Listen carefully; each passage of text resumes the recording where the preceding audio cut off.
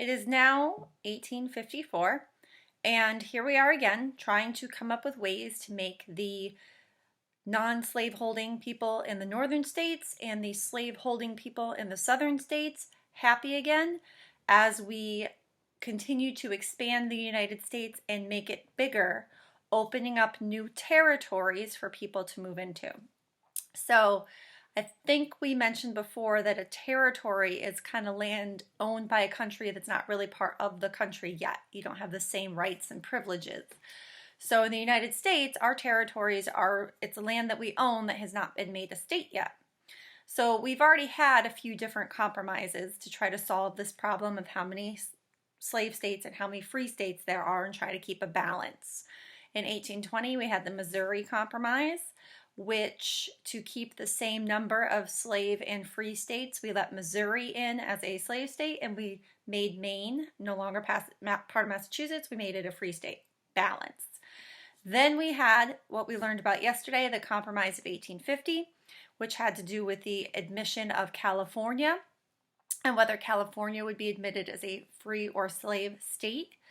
And California was admitted as a free state, which changed the balance of power in the Congress to 16 free and 15 slave. I'm sorry, I'm backwards today. So the rules kind of keep changing in order to make everybody happy. So what happens is there's these lands now in the West that people want to open up for settlement. Northern farmers want to move there and work on the land. People want that land open as a place for free whites to go to earn a better, make a better life for themselves. Notice it doesn't say free blacks. And some people wanted the land opened up so that they could make a railroad, a transcontinental railroad. So a railroad that goes across the continent from the eastern side all the way to California in the west, and they wanted it to go through those northern territories. Well, you can imagine that the southern states are not happy about this because they're already outnumbered in Congress. If the railroad goes through the northern part, that's going to give them the north more power, and it's not going through the south, so that's a big deal. And if those territories are above the Missouri Compromise line, 3630 line, then they will become free states, which will give the North even more free states. So the South doesn't like any of this at all.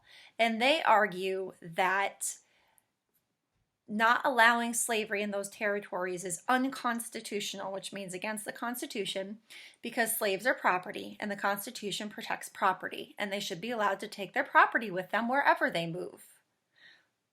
So if you think of slaves not as people but as property, that's their argument. So basically what ends up happening is we change all the rules again. And Senator Stephen A. Douglas, Democratic senator from Illinois, he comes up with this Kansas-Nebraska Act. So they're going to divide the two territories into the territory of Kansas and the territory of Nebraska. And they're going to let the people decide. So the people living in the territories decide if they are going to allow slavery in their territories or not. Okay? Kind of sounds fair? I don't know. The problem is that this is going to lead to even bigger problems. So I'm going to have you explore a little bit about the Kansas-Nebraska Act in your lesson today.